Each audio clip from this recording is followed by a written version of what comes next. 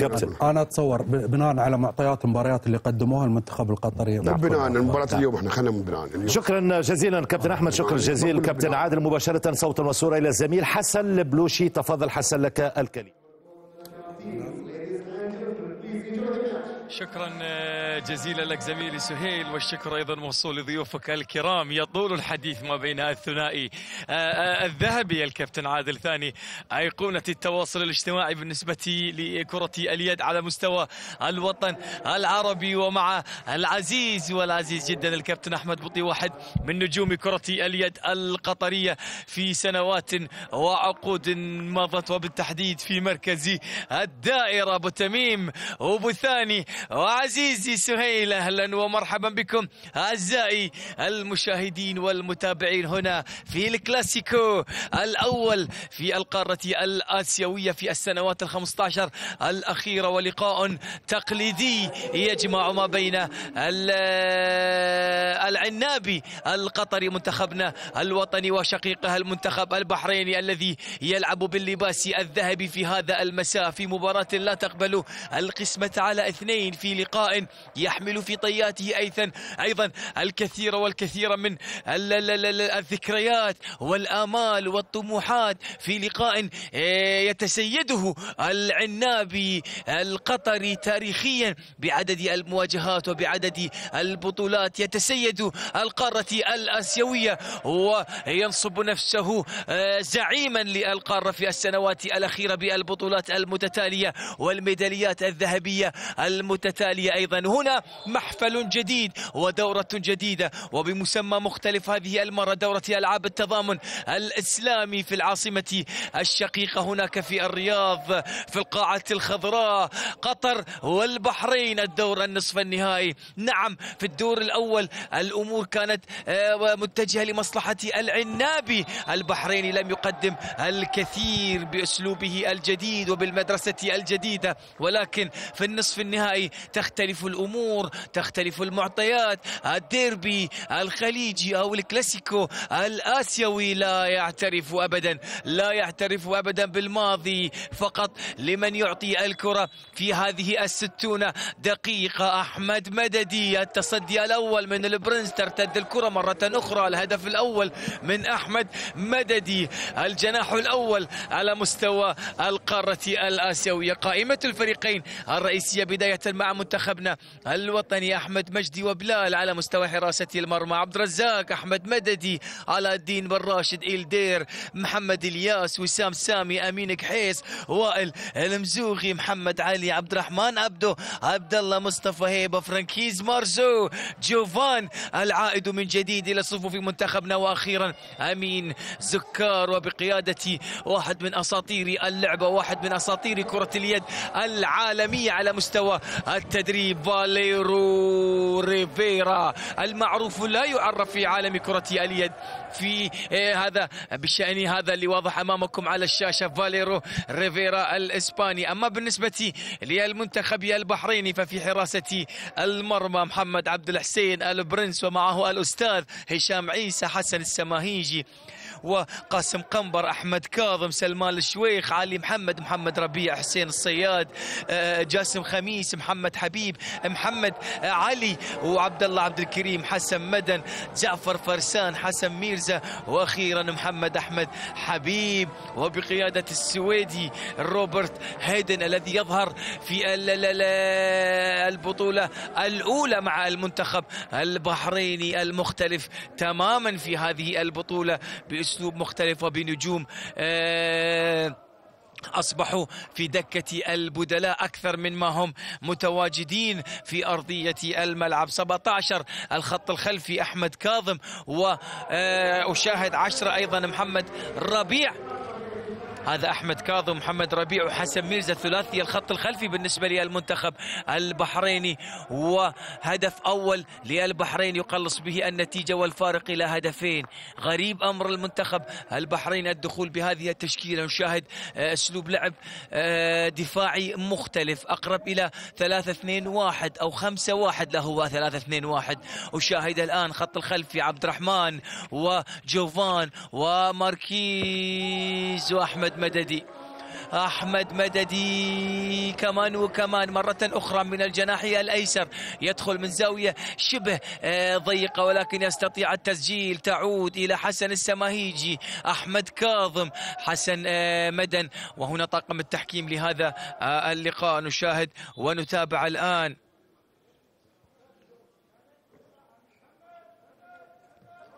الكرة من جديد لمصلحة المنتخب.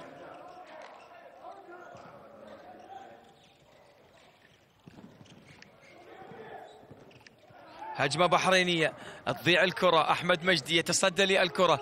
الهجمة السريعة الآن، الانتقال السريع. عبد الرحمن إلى فرانكيز إلى جوفان. أمن هذا علاء الدين بن راشد، هذا علاء الدين في مركز الجناح الأيمن. تشكيلة مختلفة نوعا ما هناك في مركز الجناح الأيسر. أحمد شويخ.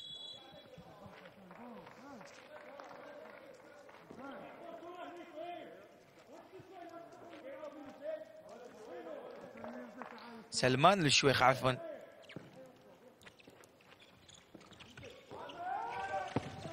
تصويبه وتصدي من محمد عبد الحسين، مرتدة سريعة. وين الكرة؟ وين الكرة؟ الكرة تعود لمصلحة منتخبنا الوطني. أيمن كحيس في الانتقال، تمريرة إلى فرانكيز إلى أحمد مددي مرة أخرى. هذه المرة حاول يلعب الكرة إسقاط، ترتد من العارضة الأفقية لمرمى المنتخب البحريني. تعود لمصلحة البرنس والمنتخب البحريني الذي يسعى إلى تقليص الفارق أولا في الدقائق العشرة الأولى. وهنا السويدي كثر الحديث في هذه البطولة.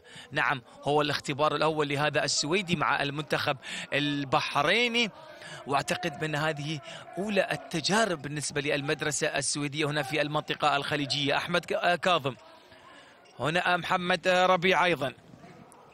أحمد كاظم يخترق ويسجل بطريقة المروحة الجميلة. والكرة من جديد، البرنس يتصدى. كرتان متتاليتان لأحمد مددي، يخطئ الطريق. تعود يا عزيزي المخرج، يا عزيزي المخرج. المنتخب البحريني، المحاربون يعودون من جديد، المحاربون يعودون من جديد عزيزي المشاهد والمتابع. 4-3 تقليص الفارق، هدفين متتاليين. الأول كان من أحمد كاظم من اختراق بطريقة المروحة من الجهة الخارجية، والهدف الآخر من مركز الجناح الأيمن وتقليص الفارق 3-4. طاقم تحكيم مغربي لهذا اللقاء، زكريا الملواني والسيد أشرف المنيري. هنا عبد الرحمن. 3-4 حتى الآن المباراة. المنتخب البحريني وبداية يعني مفاجئة نوعا ما بالنسبة لتشكيلة اللقاء والزج باللاعبين الاحتياطيين وإبقاء نجوم المنتخب خارج الدكة. شكل عدل النتيجة البحريني. نعم عدل النتيجة، نعم عدل النتيجة المنتخب البحريني. سلمان الشويخ، سلمان يا سلمان يا سلمان يا سلمان، واحد من الأسماء الحاضرة وبقوة أيضا في هذه البطولة على مستوى الجناح الأيمن، وبالتحديد في مسألة الفاست بريك، الهجمات المرتدة السريعة والتفاهم الكبير بينه وبين البرنس. البرنس ما يحتاج، أنت بس اطلع وما عليك البرنس يوصلها لك بالشكل المطلوب.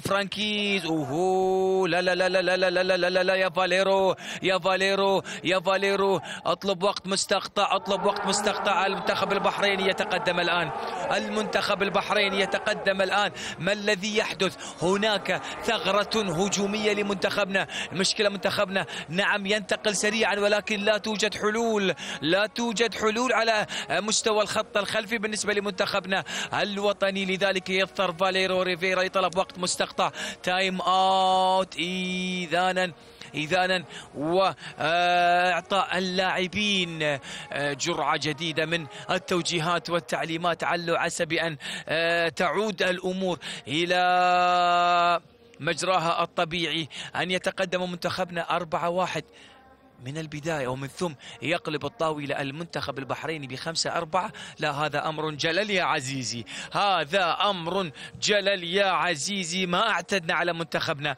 ما اعتدنا على كبير آسيا بأن يكون بهذه الطريقة.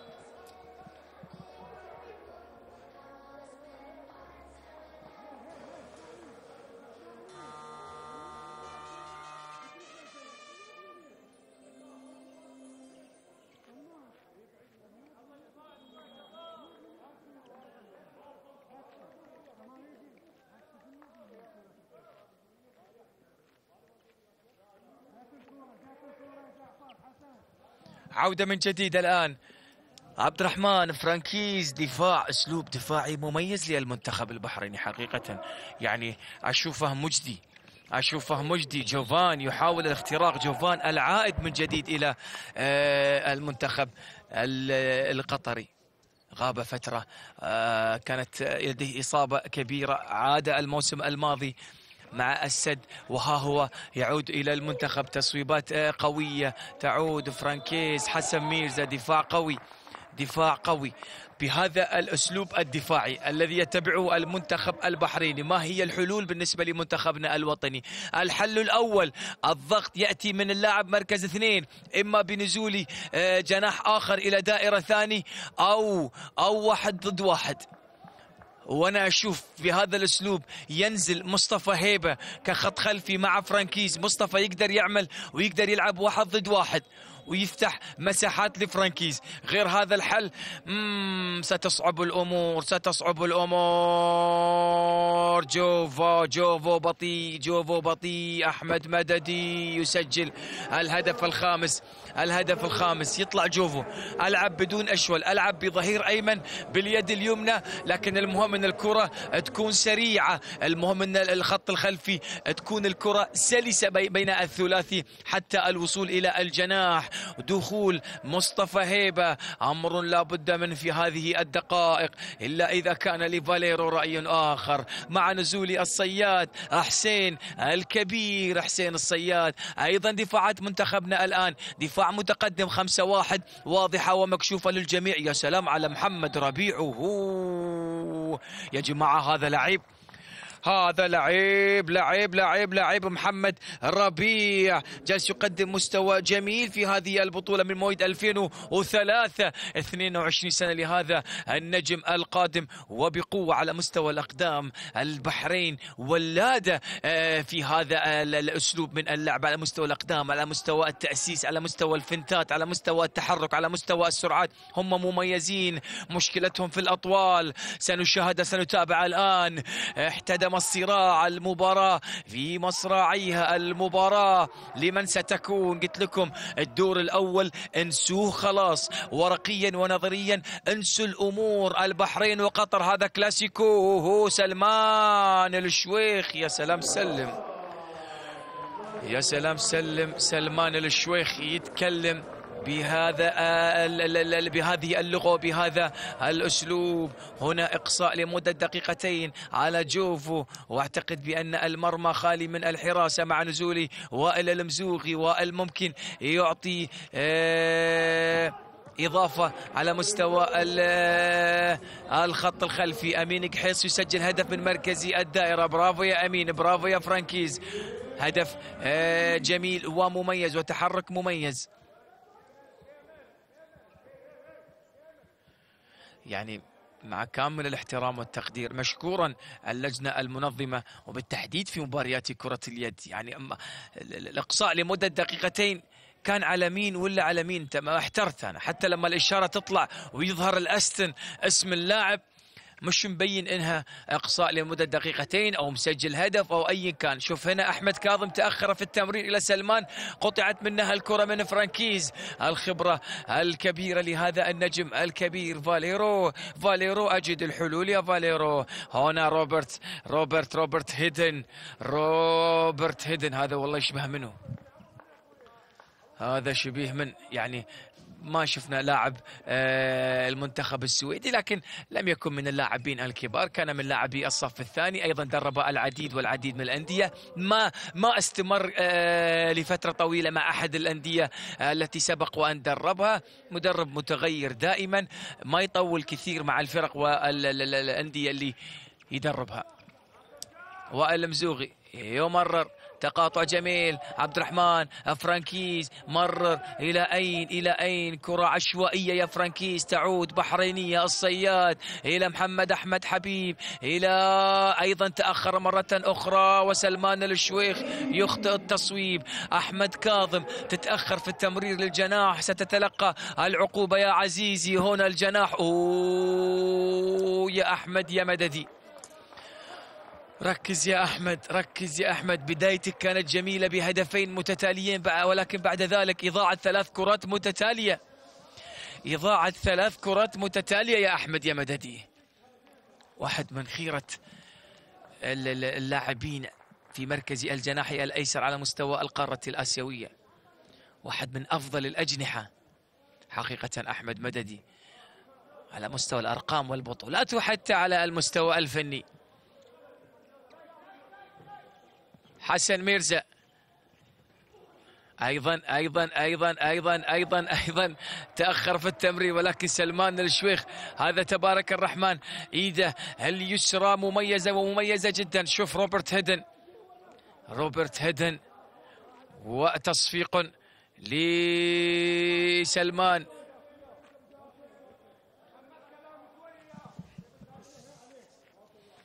جعفر فرسان في مركز الظهير الأيسر أو الظهير الأيمن، أو يدافع على الظهير الأيمن في مركز 2. مصطفى هيبة ينزل، مصطفى إلى فرانكيز يلعب بدائرتين منتخبنا الآن. فرانكيز عشوائية ولكن تعود في المكان المناسب، وهدف التعادل 7-7. هدف التعادل 7-7 الآن المباراة. شوف حسن ميرزا تصدى أو قطع الكرة، ولكن ارتداد الكرة في المكان المناسب. من حسن حظك يا فرانكيز، من حسن حظك يا فرانكيز بأنك كنت متواجد في المكان المناسب لاستلام الكرة. مرة أخرى تعود لمصلحة المنتخب البحريني. دفاع متقدم الآن، دفاع متقدم 3-3 لمنتخبنا الوطني. برافو يا مصطفى، برافو يا مصطفى. دخول موفق لمصطفى على المستويين الدفاعي والهجومي. الهجومي نحتاج منك أكثر. نعم برافو، هذا هو المطلوب. الظهير روح على المدافع واعمل الفنت اللازم. جاتك الفرصة للتصويب صوب، ما جاتك الفرصة مرر خلاص. نعم هذا ما يطلبه فاليرو، هذا ما يطلبه المخضرم الإسباني. الخط الخلفي فاليرو اشتغل، بيشتغلون معك البقية. التعليمات تأتي إلى البرنس، ولكن عندما تبدأ الطاحونة فرانكيز. شوف يا ساتر على هذه التمريرة وعلى هذا الهدف السهل جدا. هنا إصابة للاعب الواقع على أرضية الملعب، وسلامات لاعب رقم 64 اللاعب محمد علي في مركز الدائرة. سلامات اصطدم بالحارس أحمد مجدي، حارس منتخبنا، حارس مميز حقيقة أداء وخلقا في أرضية الملعب. لم يقصد أبدا إيذاء اللاعب، ولكن التصادم يحدث ما بين الحراس ولاعبي الدائرة بالتحديد أثناء التصويب، لأن لاعب الدائرة يقترب من المرمى والحارس يخرج لتضييق زوايا الرؤية بالنسبة للاعبي الدائرة، فيحدث التصادم ما بين الثنائي. هذا أمر يعني اعتدنا نشوفه، ما نبي نشوفه، لكن متواجد وحاضر دائما في مباريات كرة اليد عزيزي المشاهد والمتابع. هنا من جديد الكرة مرة أخرى تعود. هجمة بحرينية الذي أصبح متأخرا بفارق هدف وحيد. عدينا منتصف الشوط الأول، النصف الثاني من الشوط كيف سيكون بأسلوب لعب مختلف لكلا الفريقين. من زمان ما شاهدنا هذا الأسلوب، يعني مباراة مختلفة وكأن مباراة جديدة ما بين قطر والبحرين في كرة اليد. يا جماعة هذا محمد ربيع، هذا من وين جايبينه؟ هذا على مستوى الأقدام مميز جدا. عنده الفنت يسار يمين يسار حلو. للمرة الثانية يتسبب بإقصاء لمدة 2 دقيقة لأحد لاعبي منتخبنا، وهذه المرة لأمين زكار. محمد ربيع، هذا حسن ميرزا إلى أين؟ الكرة تعود إلى حسن ميرزا. لا لا لا لا لا لا لا لا لا لا لا لا لا لا لا لا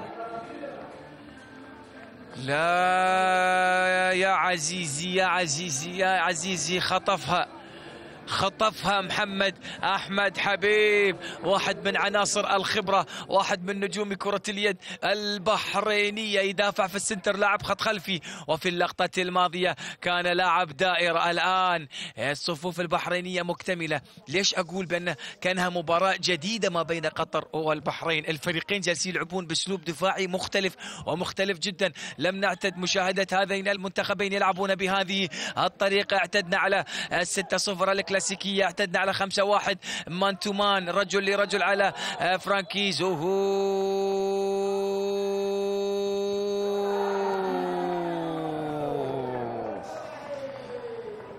يا سلام على المنتخب البحريني في اللقطة الماضية. هناك في ثغرات.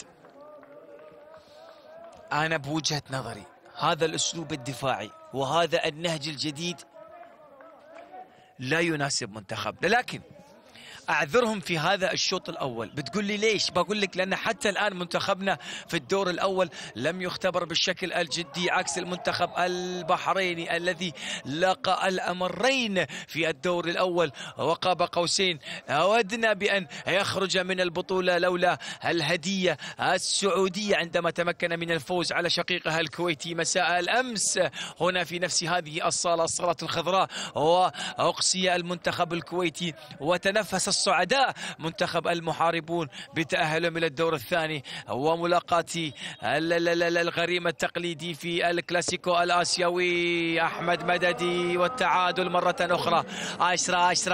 10 العين بالعين والسن بالسن والبادي أظلم يا عزيزي. هذا أبو حميد وصراع مستمر ما بين هذا الثنائي من سنوات وسنوات طويلة. أحمد مددي ومحمد عبد الحسين البرنس، واحد من نجوم آسيا على مستوى حراسة المرمى. أحمد مددي واحد من نجوم آسيا على مستوى الجناحي الأيسر. حسن ميرزا. 3-3 دفاع قطري متقدم حقيقة، ربما يثلج الصدر في قادم الدقائق. تعود قطرية عنابية. هيا إلى الترانزيشن السريع، هيا بنا إلى الانتقال السريع. أحمد مجدي برافو. الاعتماد على الهجوم المنظم. وائل مزوغي في الظهير الأيمن ومصطفى هيبة، وهناك محمد علي. الثلاثي الآن مع خروج فرانكيز، دخول عبد الرزاق مراد في مركز الجناحي الأيسر. وأيضا مين هل تغير الجناح الأيمن أم مستمر على الدين بالراشد؟ نشاهد ونتابع الآن محمد علي. عودة المنتخب البحريني إلى 6-0 وذلك لتعويض النقص العددي. أحد اللاعبين أقصي بداعي الدقيقتين. وائل. هذا محمد علي يسجل الهدف 11 في مرمى البرنس. يعاين الأضرار. الشباك بدأت تهتز بزيادة يا البرنس. يرد المدافعين على المدافعين. سد الثغرات بشكل أفضل إذا ما أراد المنتخب البحريني الصعود من هذا اللقاء إلى المباراة النهائية. من جديد المنتخب البحريني أيضا دفاع قطري متقدم. شو اللي حصل يا محمد يا ربيع؟ شو اللي حصل؟ هذا حسن ميرزا يحاول التصويب. برافو يا أمين. الوحش أمين في المنتصف، واحد من أقوى المدافعين في الدوري القطري وفي المنتخب الوطني القطري. أحمد كاظم إلى محمد ربيع. أحمد كاظم. حسن ميرزا. تمريرة إلى سلمان. يا سلمان. أحمد مجدي يتصدى للكرة. فيها إقصاء لمدة دقيقتين على سلمان ولا لا؟ بنشوف. أعتقد إذا الحارس تحرك ما فيها، أما إذا كان الحارس ثابت فهناك إقصاء لمدة دقيقتين. مكرم الميساوي مساعد أو مدرب الحراس بالنسبة للمنتخب البحريني. مكرم الميساوي هذا التونسي أشهر من نار على علم. مكرم الميساوي أشهر من نار على علم، واحد من الحراس الرائعين بالنسبة لكرة اليد التونسية. هذا سلمان الشويخ. شوف يعني هذه فيها إقصاء لمدة دقيقة، لكن الأستن اللي يظهر مو واضح إنه في شيء. طب سجل هدف، أقصي لمدة دقيقتين، بطاقة حمراء، بطاقة صفراء، تبديل، أي شيء. لذلك إن أخطأنا فاعذرونا، والعذر والسموحة. نسعى جاهدا، نسعى جاهدا، نسعى جاهدا. واحمد مجدي، احمد مجدي يخترق المنتخب البحريني لاول مره من المنتصف، ولكن يصطدم بعملاق في حراسه المرمى. تعود الامور، هيا بنا منتخبنا لتوسيع الفارق الى هدفين لاول مره. لا مش لاول مره، احنا قدرنا نوسع الفارق من البدايات الى 3 مع نزول وسام في مركز الدائره. الان مصطفى الى احمد مددي، او هذا عبد الرزاق يمر إلى محمد علي حمام. إقصاء لمدة دقيقتين على مين؟ على حسن ميرزا ولا مين؟ بنشوف ونشاهد ونتابع. إقصاء لمدة دقيقتين. وبعدين يا عزيزي حسين الصياد يعطي بالتعليمات. خطأ هجومي على عبد الرزاق مراد، خطأ هجومي على عبد الرزاق مراد. هل أقصي عبد الرزاق لمدة دقيقتين أم ماذا؟ بهذا المنطق نعم، لأن الهجمة ارتدت لمصلحة المنتخب البحريني. المنطق يقول نعم، عبد الرزاق مراد أقصي لمدة دقيقتين وخطأ هجومي على عبد الرزاق. تعود الهجمة بحرينية الآن، الذي يسعى إلى التعدي. أوهو يا مصطفى، برافو يا مصطفى، طالبت بتواجدك وها أنت تعمل الفارق. دفاع منتخبنا 4-1، طريقة فيها مخاطرة كبيرة، ولكن تعتمد على الستيل، تعتمد على خطف الكرات، تعتمد على عمل شوشرة. اوهو حسن ميرزا يعاني، حسن ميرزا يعاني، لكن تمريرة حلوة خيالية جميلة ممتعة من الظهير الأيمن إلى الجناح الأيسر. وجعفر لا مو جعفر، هذا 17 اللي هو أحمد كاظم.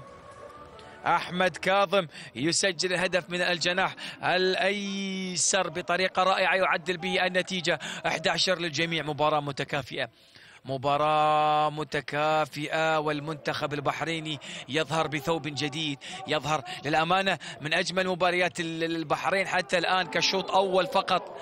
مصطفى هيبة يدخل ويستغل القوة الكبيرة على مستوى السرعات ويخترق ويسجل هدف في مرمى محمد عبد الحسين ليعود منتخبنا إلى التقدم مرة أخرى. ثوب جديد، مباراة جديدة، وأسلوب جديد لكلا الفريقين، ولكن هل تبقى الأفضلية لمنتخبنا واستمرار للمباريات الماضية أم ستكون للمنتخب أو سيكون للمنتخب البحريني كلمة أخرى؟ هنا بطاقة صفراء والعقوبة التصاعدية على فاليرو ريفيرا مع تواجد العملاق ساريتش على مستوى تدريب الحراس وفريق العمل لهذا المدرب. أسماء كبيرة، جوفو، لا هذا بلال، وشكري أيضا، سي شكري، لا الطبيب لمنتخبنا. أحمد مجدي يتمكن من التصدي الآن لكرات المنتخب البحريني، ولكن من حسن حظك يا حسن يا ميرزا بأن الكرة خرجت خارج الملعب. رمية جانبية للبحرين، يسجل في الثانية أحمد أو حسن ميرزا في مرمى أحمد، يعدل النتيجة. المنتخب البحريني مرة أخرى يفتقد إلى أشقائه علي ميرزا ومحمد ميرزا، ثنائي من نجوم كرة اليد البحرينية. علي ومحمد في مركز الدائرة، وعلي ميرزا في مركز الظهير الأيسر والأيمن والبلاي ميكر. نعم، من نجوم كرة اليد البحرينية في سنوات مضت. المنافس الأول كان لمنتخبنا وخير منافس حقيقة لمنتخبنا القطري. نعم، القوة والأفضلية والسيطرة التامة للعنابي والمنتخب الذهبي، ولكن البحريني لم يكن صيدا سهلا في معظم المباريات، لم يكن صيدا سهلا أبدا، كان ندا قويا ومنافسا شرسا. نشاهد الآن هذا حسين الصياد، نزول حسين الصياد.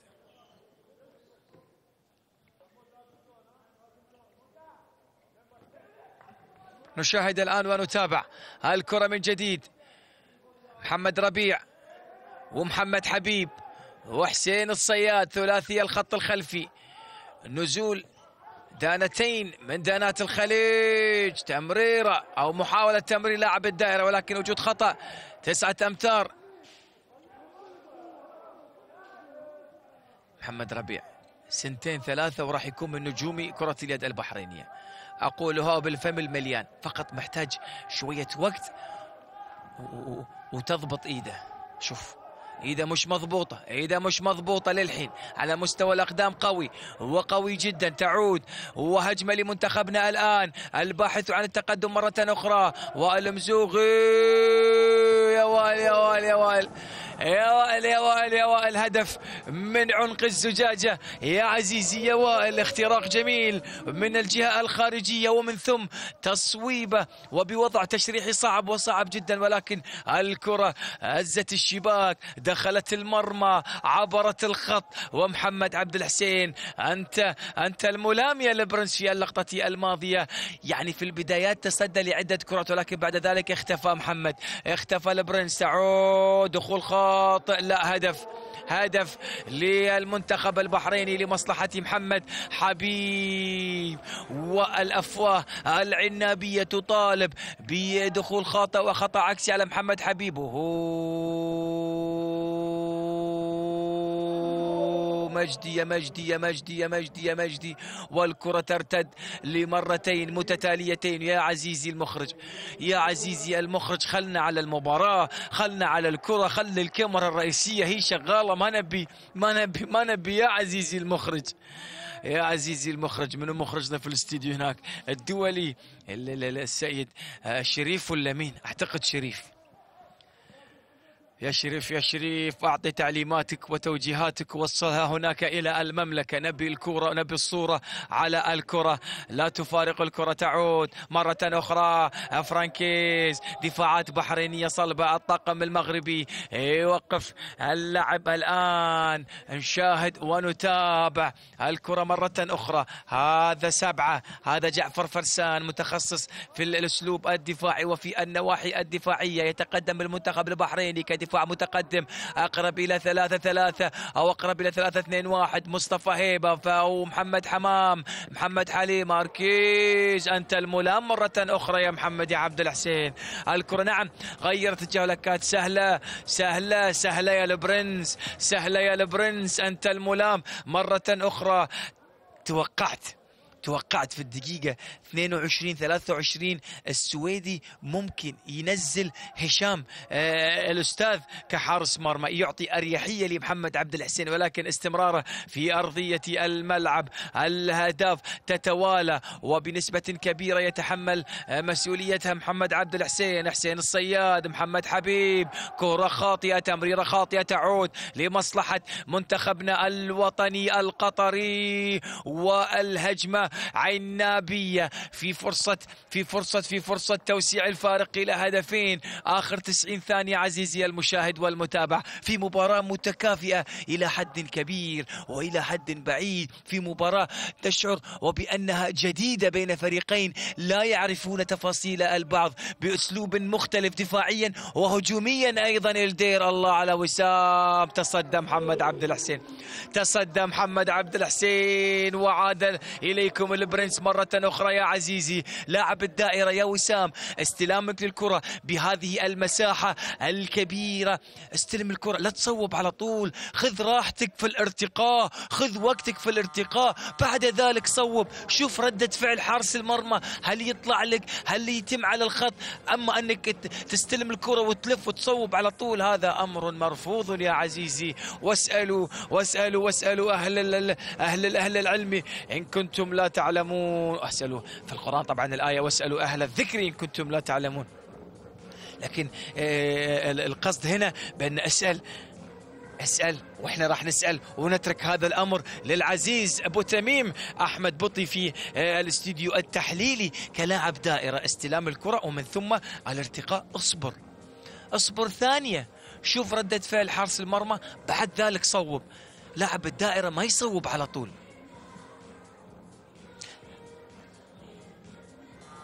أيضا الأجنحة عليهم الانتظار ثانية أو ثانيتين. هنا البقال، وهنا يوسف، وهنا عادل، أعضاء الوفد القطري، وعلى رأسهم أبو محمد السيد أحمد الشعبي رئيس الاتحاد القطري لكرة اليد،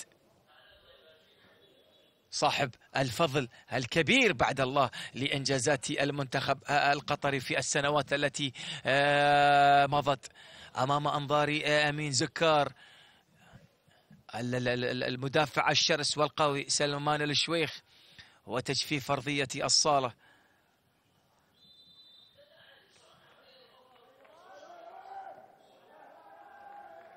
محمد حبيب، وهنا حسين الصياد، وهناك محمد أحمد حبيب. نعم، هذا هو البحرين، هذا هو الخط الخلفي البحريني الذي اعتدنا مشاهدته. محمد حبيب ومحمد حبيب وحسين الصياد، تمريرة إلى لاعب الدائرة أحمد مجدي. يا عيني عليك باردة، عيني عليك باردة يا أحمد يا مجدي على هذه التصديات الأكثر من رائعة. وتعود فرانكيز البرنس يتصدى، تعود بحرينية. ربما ينتهي الشوط الأول بالتعادل لكلا الفريقين.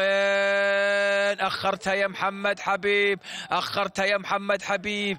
مشكلة الأنانية والارتجالية لبعض اللاعبين مشكلة. أنت بوضع تشريحي شلون بتصوب يا محمد؟ جسمك ووضعك غلط. انتهى الشوط الأول يا عزيزي، انتهى الشوط الأول يا عزيزي البحريني بتقدم منتخبنا القطري وبفارق هدف وحيد، وبفارق هدف يتيم 14-13 في مباراة تشعر بأنها مختلفة، تشعر بأن الفريقين يلعبون لأول مرة بينهم، تشعر بأن الفريقين لا يعرفون دهاليز وكواليس الآخر. لذلك انتهت المباراة أو انتهى الشوط الأول بفارق هدف وحيد. المباراة لا زالت في الملعب ومتكافئة إلى حد كبير. بقية الأمور الفنية والتفاصيل الدقيقة مع علية القوم هناك في الاستوديو التحليلي مع سهيل.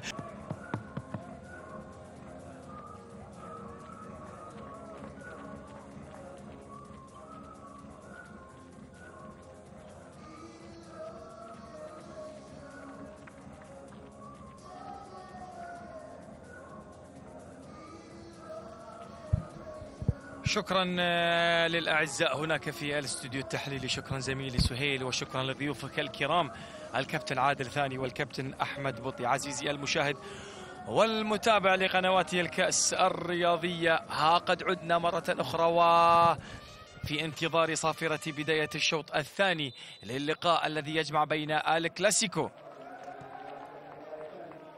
الآسيوي لكرة اليد بين منتخبنا القطري وشقيقها المنتخب البحريني، بعد أن انتهى الشوط الأول بتفوق لمنتخبنا وبفارق هدف وحيد في لقاء لا يقبل القسمة على اثنين. في شوط ثاني يحسم الأمور من المتأهل إلى المباراة النهائية والذي سيلعب على الفضية أو الذهبية، ومن الذي سوف يكون في المركز الثالث أم الرابع ويلعب على الميدالية البرونزية. بداية موفقة لمحمد علي حمام نجم منتخبنا القطري باختراق جميل بطريقة المروحة، وهدف توسيع الفارق إلى هدفين. 15-13 الآن. منتخبنا باللباس العنابي على يمين الشاشة، والمنتخب البحريني باللباس الذهبي على يسار هذه الشاشة. والتشكيلة الأساسية التي بدأت المباراة: في حراسة المرمى أحمد مجدي، أحمد مددي،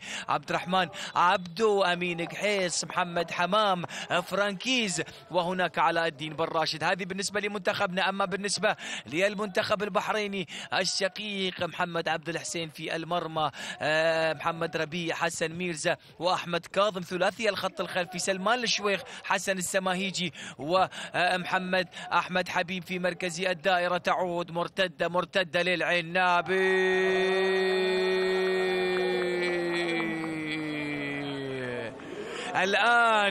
الآن يبدو وبأن الجد قد بدأ مع بدايات هذا الشوط الثاني. كبير آسيا وزعيمها يكشر عن أنيابه مع بدايات هذا الشوط الثاني. وكلاكيت وسيناريو الشوط الأول يعيد ويتكرر. حلوة التمريرة، حلوة التمريرة، يكسب على إثرها رمية جزائية 7 أمتار محمد حبيب في مركز الدائرة الذي يلعب في غير مركزه، مش مركزه أبدا محمد أحمد حبيب مركز الدائرة. لذلك ولكن التمريرة كانت جميلة من محمد أو حسن ميرزا. سلمان الشويخ أمام أحمد مجدي، سلمان يسجل، سلمان الشويخ يسجل الهدف الرابع عشر في مرمى أحمد مجدي. سلامات يا أحمد، سلامات يا أبو حميد، نجم الشوط الأول حقيقة بتصدياته المميزة وفي التوقيت المناسب. في بعض المرات الحارس ما يكون في يومه، لكن تكون له تصديات في توقيت حساسة، توقيت مميزة. فرانكيز الارتجالية بهذه الطريقة صعبة شوية، صعبة شوية. خلاص أنت تلعب أمام منتخب منافس. نعم فرانكيز لديه القدرة الكافية في حسم مثل هذه الأمور، ولكن بعض المرات اللعب الجماعي يجدي نفعا أكثر يا عزيزي يا فرانكيز. وهنا السويدي هيدن، وهناك الإسباني فاليرو ريفيرا، ونزول أو عودة محمد ربيع، حسن ميرزا، أحمد كاظم، محمد حبيب في الدائرة، السماهيجي والشويخ. التشكيلة الأساسية للمنتخب البحريني، وحسن ميرزا بتسبيبة حوضية قوية مباغتة. البحريني عاد إليكم من جديد، البحريني عاد إليكم من جديد. سرعان ما عاد البحريني بعد أن كشر عن أنيابه منتخبنا الوطني بهدفين متتاليين. ها هو البحريني يعود، ها هو البحريني يعود ويسعى إلى التعادل في هذه الهجمة القادمة. حسن ميرزا يحاول الاختراق من المنتصف بطريقة المروحة الكلاسيكية، ولكن أمين كحيس البلدوزر في منتصف الدفاعات لمنتخبنا القطري يعيق ويوقف عن التقدم. تعود هذه بعد حلوة، هذه بعد حلوة. أحمد كاظم، محمد علي، تمريرة إلى أحمد مددي. يا أبو حميد، يا أبو حميد، يا أبو حميد، نهدى شوية يا شباب، نهدى شوية يا شباب. الكرات الفردية هذه لا تسمن ولا تغني من جوع. الارتجالية يعني هذه أيضا فيها ارتجالية كبيرة يا أبو حميد. أنت تلعب أمام منتخب قوي، أنت تلعب أمام حارس ذو خبرة كبيرة. المنتخب البحريني وفرصة التقدم الآن يعني من فرق 3 و3 أهداف متتالية، وربما يحرز الهدف الرابع على التوالي ويتقدم المنتخب البحريني الآن. مباراة صعبة وصعبة جدا لكلا الفريقين. لو نرجع إلى مباريات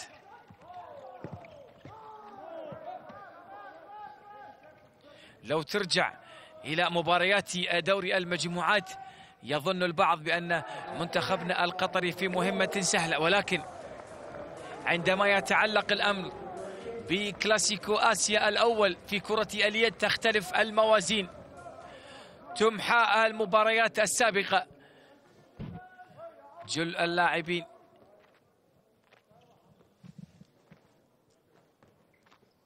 ينسون الماضي والتركيز في هذا اللقاء. يعود منتخبنا إلى التقدم بهدف من مركز الدائرة من اللاعب أمين كحيس بتمريرة جميلة من فرانكيز. أيضا المنتخب البحريني أخطأ في الهجمة السابقة. هدف من محمد أحمد حبيب بتمريرة من البلاي ميكر إلى لاعب الدائرة محمد حمام، إلى دفاع قوي، دفاع قوي من أحمد كاظم.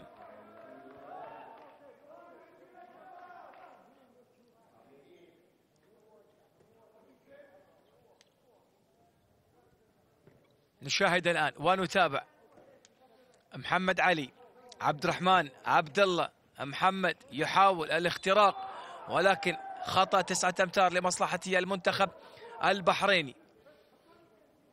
هذا حسن ميرزا الشقيق الأصغر لمحمد وعلي، أبناء ميرزا علي. وهدف من أمين كحيص، هدف من أمين كحيص من مركز الدائرة أيضا.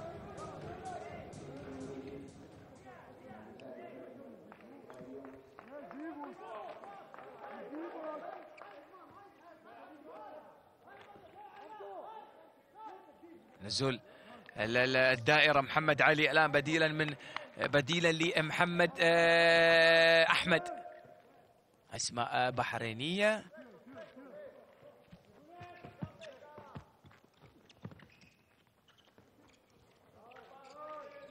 تمريرات، محاولات لإيجاد ثغرة دفاعية في صفوف منتخبنا، ولكن يعني هذا هو الدفاع اللي اعتدنا أن نشوفها لمنتخبنا. 6-0 التكتيكية والضغط على حامل الكرة والتقدم إلى 9 أمتار، ولكن رمية جزائية 7 أمتار.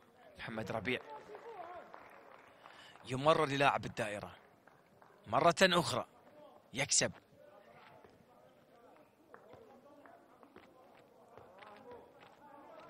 هذا فرانكيز، سلمان الشويخ، وهدف في مرمى أحمد مجدي يعدل النتيجة. سلمان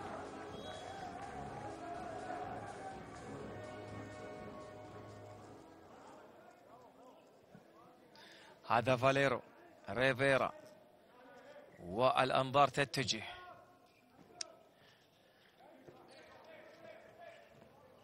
برافو يا عبد الرحمن، ولكن هذه عزيزي الحكم، هذه العزيزي الحكم، المنتخب البحريني يتقدم. اللقطة الماضية لو يعيدها لنا المخرج ممكن فيها كلام، للأمانة ممكن فيها كلام. هذا روبرت هيدن،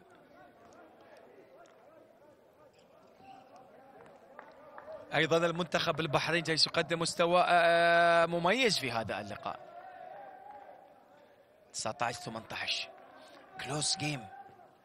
كلوز جيم أو تايت جيم، هذا المصطلح نسمعه دائما في كرة الطائرة عندما تكون النقاط متقاربة، وهنا في كرة اليد الأهداف جدا متقاربة، يعني بالكاد يتقدم فريق على الآخر، يعود المتأخر ويعد النتيجة ومن ثم يتقدم. مباراة متكافئة إلى حد كبير لا تعرف خواتيمها. 10 دقائق أولى في هذا الشوط، المنتخب البحريني متقدم ويسعى إلى التقدم بفارق هدفين. لأول مرة لم يسبق للمنتخب البحريني التقدم بفارق هدفين في هذا اللقاء. هل يفعلها في هذه الهجمة أم لدفاعات العنابي رأي آخر؟ رمية جزائية 7 أمتار، رمية جزائية 7 أمتار، وقرار سليم في هذه المرة. نعم، قرار سليم في هذه المرة. دخول أحمد مددي داخل المنطقة المحرمة وخروج أحمد مجدي الذي تصدى للعديد والعديد من الكرات. سلمان الشويخ، ومع نزول بلال لبنك، سلمان وبلال لبنك. برافو يا بلال، تصدي مميز جدا، ورمية جزائية لمصلحة منتخبنا. الآن دخول اللاعبين البحريني داخل المنطقة في اللقطة الماضية. نعم، قرار سليم أيضا.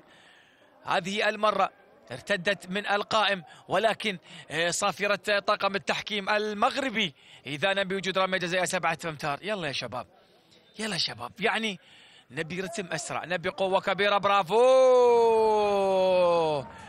برافو يا أحمد يا مددي، برافو يا جناح منتخبنا الوطني.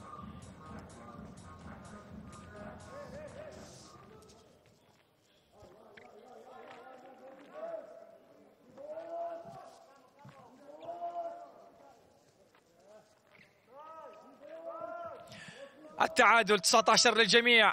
10 دقائق الثلث الأول للشوط الثاني انتهى. نشاهد الآن محمد ربيع، مصطفى هيبة منذ دخوله عمل يعني أعطى روح جديدة للفريق على المستوى الدفاعي بتقدماته أو بالعوامل الفارقة التي يعملها في مسألة التقدم. برافو يا فرانكيز، برافو يا فرانكيز، برافو يا فرانكيز. مثل هذه الكرات نستغلها.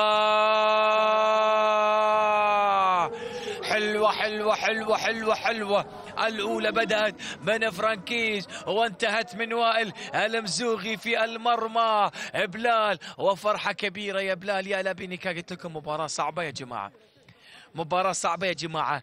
مشكلة أنك أنت تلعب الدور الأول مع فرق أنت فارق عنهم في المستوى، لا تختبر بشكل كبير، وبالمقابل الفريق المنافس اختبر بشكل كبير ودخل الأجواء وأجواء المنافسة بشكل أكبر أكثر منك. أنت تدخل بسلاح ذو حدين، بسلاح ذو حدين. فرانكيز مددي يا الله. محمد عبد الحسين يتصدى، محمد عبد الحسين يتصدى لكرة أحمد مددي. كثير من الكرات الضائعة، كثير من الكرات الضائعة. يعني أيضا مباراة محكمة الإغلاق، ما تدري تعطي الأفضلية لمين ولا تخلي مين، تسامح مين وتعاتب مين. يا فرانكيز يا روعتك يا فرانكيز. السهل الممتنع، السهل الممتنع يا فرانكيز يا مارزو. اختراق من الجهة الخارجية يا حسن يا ميرزا، أنت الملام بشكل كلي يا حسن يا ميرزا، أنت الملام.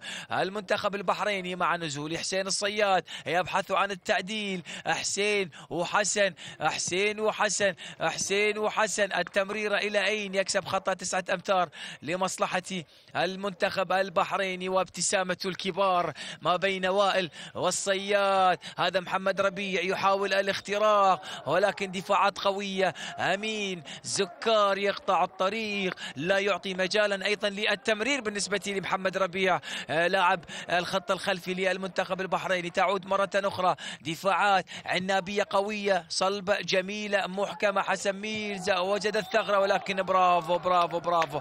أصفق لك يا أمين على هذه التحركات. نعم هذا هو دفاع منتخبنا الوطني المعتاد، 6-0 المعتادة التكتيكية. تعود من جديد محمد ربيع ورمية جزائية 7 أمتار. من حسن حظك يا البحريني بأن الكرة ارتدت في المكان المناسب. يكسب على إثرها رمية جزائية 7 أمتار وفيها إقصاء لمدة دقيقتين يا علاء، إقصاء لمدة دقيقتين يا علاء. مسك اللاعب بهذه الطريقة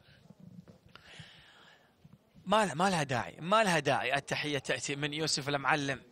زمان والله يا المعلم، ها زمان يا المعلم يوسف المعلم، واحد من خيرة الحراس اللي كانوا وقتها عندما كان متواجدا يوسف. الله على يوسف لما كان حارس، يعني كان موجود يوسف المعلم، كان موجود بادي جوهر، كان موجود محسن اليافعي، كان موجود ناصر التركي، كان موجود أيضا راح عن بالي بعض الأسماء، كان موجود بعد ذلك أيضا محمد البحر، كان موجود. يعني هي أجيال أجيال أجيال أجيال. الجيل السابق بالنسبة لحراسي المرمى والله ما يحضرني إذا نسيت أحدهم عبد الكريم الحلو كيمو. لكن للأمانة يعني أكون صادق مع نفسي وصادق مع المشاهدين، يبقى يوسف المعلم وبادي جوهر محسن اليافعي.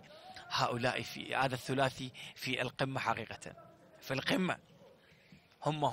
هم في الدرجة الأولى. يأتي الأسماء التي لهم يأتون بعد ذلك. الكرة مرة أخرى وائل المزوغي. يعود منتخبنا الوطني إلى التقدم بهدفين الآن باختراق جميل من الناحية الخارجية ومن الجهة الخارجية. فاليرو يفرح بهذا الهدف وكأنه متعطش للفوز، متعطش للألقاب. ماكينة احتهام الألقاب هذا الإسباني فاليرو ريفيرا، سنوات وسنوات مع العريق الإسباني هناك مع برشلونة، ومن ثم بطل العالم مع المنتخب الإسباني، وصيف العالم مع منتخبنا القطري. ألقاب وبطولات لهذا الاسم الكبير في سماء الرياضة العالمية عامة والإسبانية تحديدا، وأيضا كرة اليد القطرية. نشاهد الآن فرانكيز، يا فرانكيز يا فرانكيز يا فرانكيز.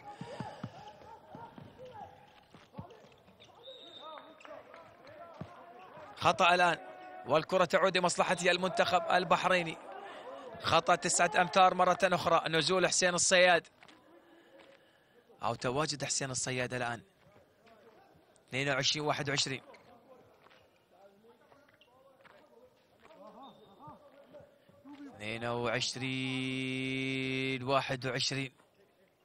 الكرة من جديد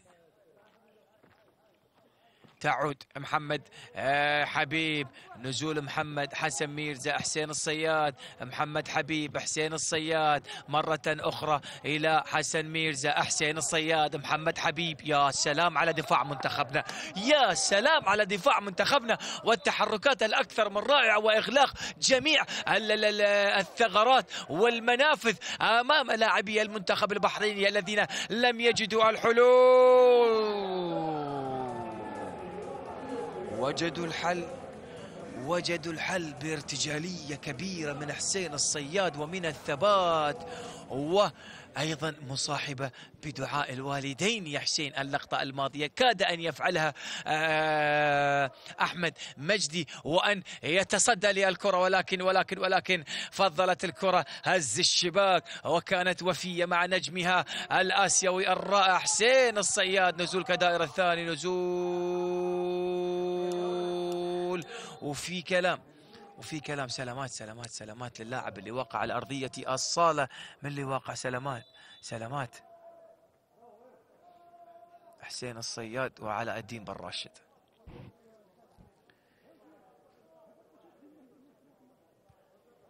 يعني يا جماعة ما يصير حسين الصياد تسحب اللاعب بهذه الطريقة، ما يجوز، والله ما يجوز.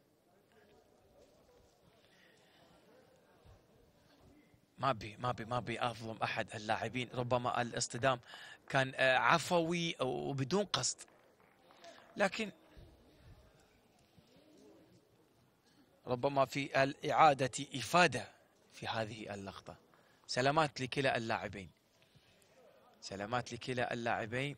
شوف هذه التصويبة الأخيرة، الهدف الذي هز شباك منتخبنا القطري، وهنا هدف وائل المزوغي أيضا.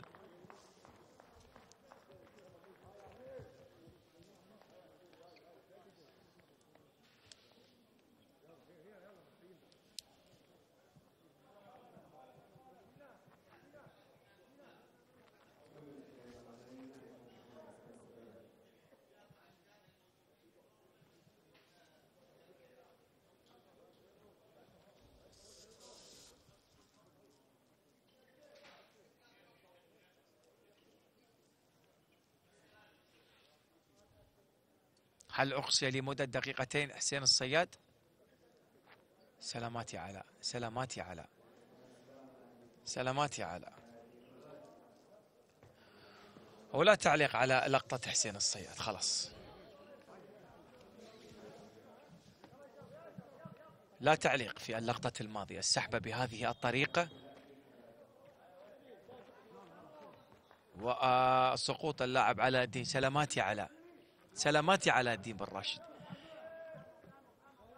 مهما تحدثنا وقلنا، لكن نشفي غليلنا بأن هذه كرة اليد ولعبة صعبة، والمباريات تكون صعبة، ومسألة التلاحم بين اللاعبين بشكل دائم.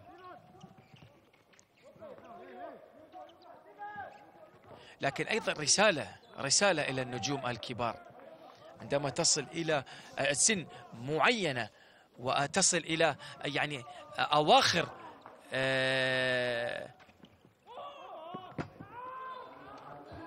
أواخر حياتك الرياضية كلاعب يجب أن تكون قدوة للاعبين الصغار. رسالة إلى جميع اللاعبين: عندما تصل لمرحلة معينة ولسن معين في الملاعب وأنت نجم الفريق وأنت واحد من نجوم اللعبة، يجب أن تكون قدوة للاعبين الصغار. نتقبل بعض التصرفات من لاعبين الشباب بالتحديد في كرة اليد ما بسن 20 21 22، لعيبة صغار شباب يتنرفزون بسرعة، كثرة التلاحم، كثرة العنف الموجود في كرة اليد نتقبلها. لكن عندما نصل إلى سن معينة نقترب إلى 35 36 سنة يجب أن نكون قدوة للآخرين وقدوة للاعبين الصغار. يجب أن ننهي مشوارنا الرياضي ببياض ناصع. الرياضة تجمع ولا تفرق.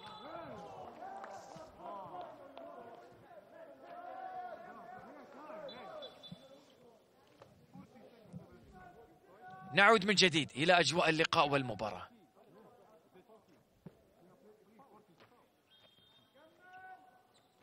أمين قحيس 24-23 لمصلحة منتخبنا القطري. تمريرة إلى محمد أحمد حبيب وهدف التعادل 24 للجميع في مباراة صعبة وواحدة من أصعب المباريات بين الفريقين على مستوى التنافس في المباراة نفسها.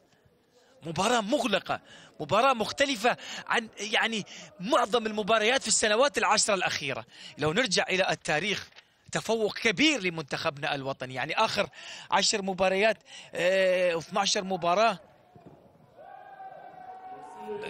10 انتصارات لمنتخبنا الوطني مقابل انتصارين فقط للمنتخب البحريني.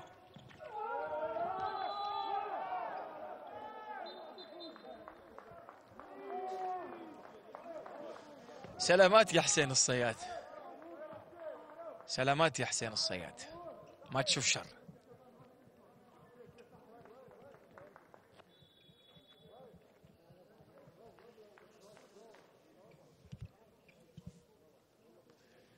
سقوط حسين الصياد على أرضية الملعب ويتلقى العلاج اللازم. سلامات. وفي تقنية VPS، تقنية الفيديو، وإعطاء كل ذي حق حقه. إن كان لك حق بتاخذه يا أبو مرام، إن كان لك حق بتاخذه أبدا. وعندما نرسل رسالة أو نقول شيء أو نتكلم عن موضوع معين فالكلام للجميع، سواء للاعبي منتخبنا الوطني أو للاعبي المنتخب البحريني أو المنتخب السعودي أو المنتخب الكويتي أو المنتخب العماني أو الإماراتي أو المنتخبات العربية، المنتخبات الآسيوية والمنتخبات العالمية، سواء في كرة اليد أو كرة الطائرة أو القدم أو السلة، الألعاب الجماعية أو الألعاب الفردية. رسائل الرياضة واضحة للجميع.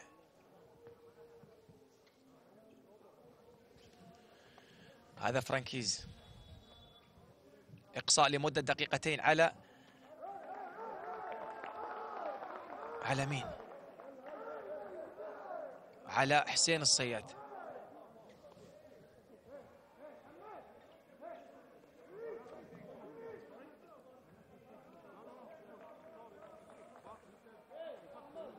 إقصاء لمدة دقيقتين على حسين الصياد. هل بداعي التمثيل أم ماذا؟ طاقم التحكيم المغربي زكريا الملواني وأشرف المنيري.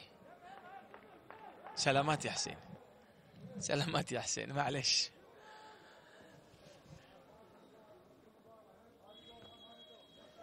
الكرة تعود من جديد. خطأ 9 أمتار لمصلحة المنتخب البحريني. أنا بعد مستغرب من هذا القرار، كيف خطأ لمصلحة منتخب البحرين وحسين الصياد يطرد أو يقصى لمدة دقيقتين والهجمة للمنتخب البحريني. والله بعد أنا ما أدري، ممكن إذا في حكم يصحح لي اللقطة هذه هل تجوز ولا ما تجوز. ولكن محمد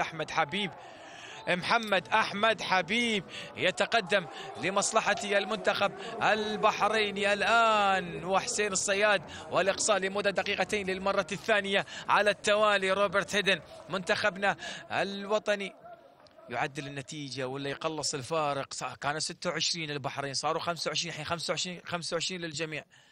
25 للجميع عزيزي المشاهد والمتابع. الكرة من جديد بحرينية، الدقائق التسعة الأخيرة. هناك احتمالية بانتقال المباراة إلى أشواط إضافية في حال استمرار التعادل في الشوط الرئيسي الثاني، والمباراة في توقيتها الرئيسي. تعود محمد حبيب إلى إلى إلى إلى إلى إلى خطأ 9 أمتار، رافع يد حكم اللقاء إذانا باللعب السلبي. خلاص انتهت الأمور مباشرة. شوف هذا الهدف من أمين قحيص مباشرة في المرمى الخالي من الحراسة لتعويض النقص العددي على المستوى الهجومي. التعادل مستمر هنا، 25 للجميع. الملواني والمنيري طاقم التحكيم رافع يده إذانا باللعب السلبي. كم تمريرة باقية؟ كم تمريرة باقية بعد ما يرفع عندك 4 تمريرات؟ هذه واحدة، هذه واحدة. يا الله يا الله، محمد حبيب الرضي يسجل هدف التقدم لمصلحة المنتخب البحريني. حاسب حاسب، لا تستعجل لا تستعجل. برافو عليك يا مصطفى يا هيبة، والله عليك يا أمين يا قحيص على هذا الاستلام والهدف الجميل من مركز الدائرة. لا تستعجل، لا تستعجلون على لاعبي منتخبنا الوطني، لا تستعجلون، لا تتسرعون في مسألة إنهاء الكرة في المرمى. راح تجدون الثغرة المناسبة. إمكانياتكم الفردية والجماعية عالية وهائلة وجميلة، فقط محتاجين عدم التسرع وراح تلقون ثغرات. الثغرات سوف تجدونها، وبالتحديد عندما يكون المنتخب البحريني منقوص العدد على المستوى الدفاعي. حسن ميرزا، حسن ميرزا يا رجل يا رجل يا رجل يا رجل. تعود بلال لبنكة، يتصدى محمد أحمد حبيب، أو هذا محمد حبيب، محمد حبيب رضي يكسب رمية جزائية 7 أمتار. أنا قلت يا رجل على لقطة حسن ميرزا، أعتقد كان فيها مشي 4 خطوات إلا إذا عدت على الجميع. سلمان الشويخ المتخصص للرميات الجزائية، هل اللياقة الذهنية؟ يا ساتر يا ساتر يا ساتر يا ساتر، على لساني أقول هل اللياقة الذهنية متواجدة لهذا اللاعب الصغير بأن يصوب رمية جزائية بهذا التوقيت والنتيجة تعادل؟ رد علي قبل لا أكمل كلامي، ولعب الكرة بطريقة فنية رائعة من فوق الرأس حارس مرمى منتخبنا الوطني إبلال لبنكة، ليعود المنتخب البحريني إلى التقدم. ومن جديد مصطفى هيبة، محمد علي إلى وائل المزوغي، محمد مصطفى مصطفى تمريرة حلوة إلى إلدير. تعود وائل المزوغي، وائل إلى مين؟ وائل إلى وسام. برافو يا وسام، برافو يا وسام للمرة الثانية. أقول لك يا وسام، استلامك للكرة لا يعني التخلص منها مباشرة. استلم الكرة واثبت على نفسك وخذ وقتك في الجنب، لا تتخلص من الكرة مباشرة يا وسام. أنت لاعب مميز من ناحية الاستلام والدوران، فقط في مسألة الانتظار والنظر لحارسي المرمى. تعود النتيجة إلى التعادل مرة أخرى، ويعود منتخبنا الوطني إلى الدفاع المتقدم 3-3. حسن ميرزا، حسن ميرزا، حسن ميرزا، حسن ميرزا يحاول، ولكن محمد حمام في هذه الدفاعات على لاعبي المنتخب البحريني، على لاعب الدائرة، إيجاد الحلول، التحرك بدون كرة، وإيجاد الثغرات. وأمين قحيص، لا تقول لي هذه فيها دقيقتين أيضا على أمين قحيص. هذا حسن ميرزا على مين؟ على مين؟ الإقصاء لمدة دقيقتين. ليش على أمين قحيص؟ ليش يا عزيزي الحكم؟ هل بداعي التمثيل أم ماذا؟ لأن الدفاع سليم، سليم 100%. إلا إذا عطى بداعي التمثيل فهذا أمر تقديري من قبل طاقم التحكيم لهذا اللقاء، الطاقم المغربي. هدف بحريني آخر، هدف بحريني 28-27، 28-27 لمصلحة المنتخب البحريني. عزيزي المشاهد والمتابع، روبرت هيدن، ماذا أخفيت يا روبرت في هذا اللقاء؟ أي شكل، أي مظهر ظهره المنتخب البحريني في هذا اللقاء. مصطفى هيبة، مصطفى إلى محمد علي، إلى أين إلى أين إلى أين؟ البحث عن الحلول، البحث عن الحلول. رافع يد حكم اللقاء، رافع يد حكم اللقاء إذانا باللعب السلبي. باقي تمريرة واحدة، يعني استلام وتصويب يا محمد يا علي، استلام وتصويب. خلاص لا تمرر واضرب حتى لو من 10 أمتار، لا تحاول تخترق، حتى لو تضرب من 10 أمتار عادي، خلاص مالك حل، مالك حل غير هذا محمد أحمد حبيب. خبرة كبيرة لهذا اللاعب وعطاء غزير للمنتخب البحريني. اضرب يا فرانكيز، اضرب يا فرانكيز، اضرب يا فرانكيز. يا الله يا الله على مثل هذه الكرات. والمنتخب البحريني الآن يبحث عن التقدم أو بفارق هدفين. تخيل عزيزي المشاهد والمتابع حتى الآن في هذه المباراة المنتخب البحريني لم يتمكن من التقدم بفارق هدفين من البداية. محمد حبيب يحاول الاختراق بطريقة ذكية وجميلة وثنائية بينه وبين حسين الصياد، ولكن دفاعات منتخبنا حاضرين. بلال حاضر. يا الله يا الله يا بلال، من سوء حظك يا بلال بين الكرة ارتدت إلى لاعبي المنتخب البحريني. شوف تمريرة إلى سلمان الشويخ ودخول خاطئ، دخول خاطئ على سلمان الشويخ، دخول خاطئ على سلمان الشويخ وسط احتجاجات من قبل لاعبي المنتخب البحريني. بيني بينكم يعني فيها كلام. حمد مددي كان واقع في أرضية الصالة أو داخل 6 أمتار أو 6 أمتار. نعم، قول الحق، قول الحق. وسام سامي، هذا وائل المزوغي، هذا فرانكيز. يلا يا فرانكيز. يا الله يا الله يا فرانكيز، فقدانك للكرة بهذه الطريقة. فرانكيز اليوم خارج الفورمة نهائيا، خارج الفورمة نهائيا. فرانكيز مارزو المنتخب البحريني أحكم قبضته على نجم منتخبنا القطري.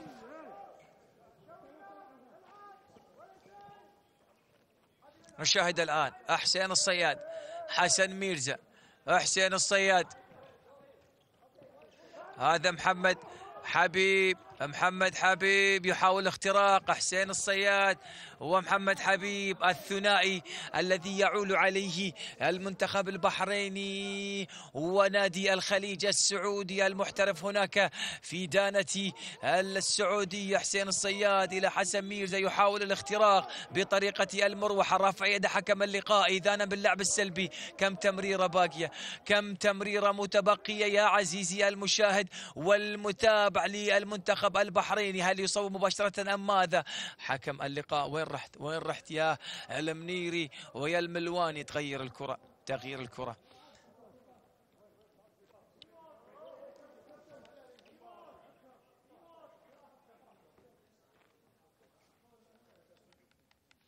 يا زكريا باقي 3 تمريرات، هذه 3 تمريرات.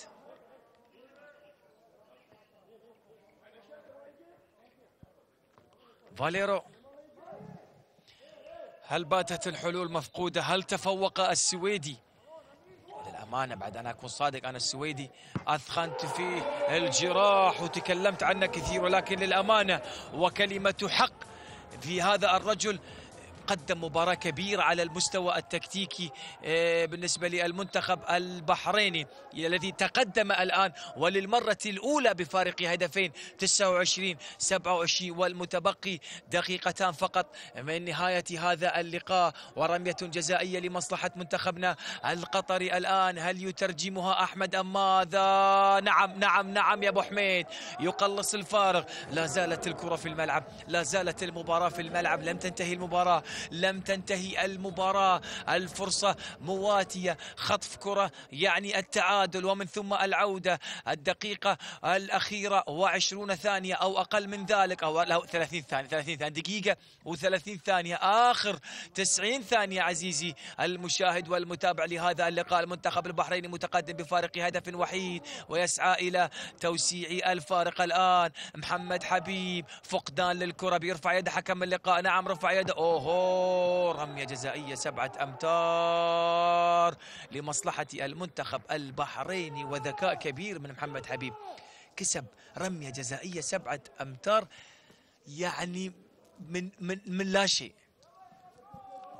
ارتقاءه بهذه الطريقة كان فقط لإنقاذ الموقف، ولكن تواجد إلدير في المكان الغير مناسب أنقذ محمد حبيب من الهجمة الأخيرة ويكسب على إثرها رمية جزائية 7 أمتار. يعني بعض الأخطاء ودك ما تشوفها، ودك انك تمحيها. نشاهد الآن هذا أحمد مجدي ومحمد أحمد حبيب، عنصر خبرة أمام عنصر خبرة. محمد وأحمد، محمد حبيب يسجل الهدف البحريني 30-28، فارق هدفين. هنا مصطفى هيبة ورمية جزائية 7 أمتار وإقصاء لمدة دقيقتين. إشارة حكم اللقاء بوجود ضرب على الوجه أو دفاع على الوجه. نعم، إقصاء لمدة دقيقتين ورمية جزائية 7 أمتار.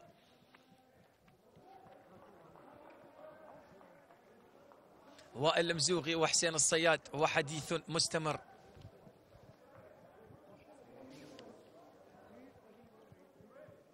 وسط احتجاجات من قبل لاعبي المنتخب البحريني. مددي وتقليص الفارق، أحمد مددي وتقليص الفارق بالنسبة لمنتخبنا القطري. عزيزي المشاهد والمتابع، أنت أمام الثواني الأخيرة بالنسبة للمنتخب البحريني ومنتخبنا القطري. هل من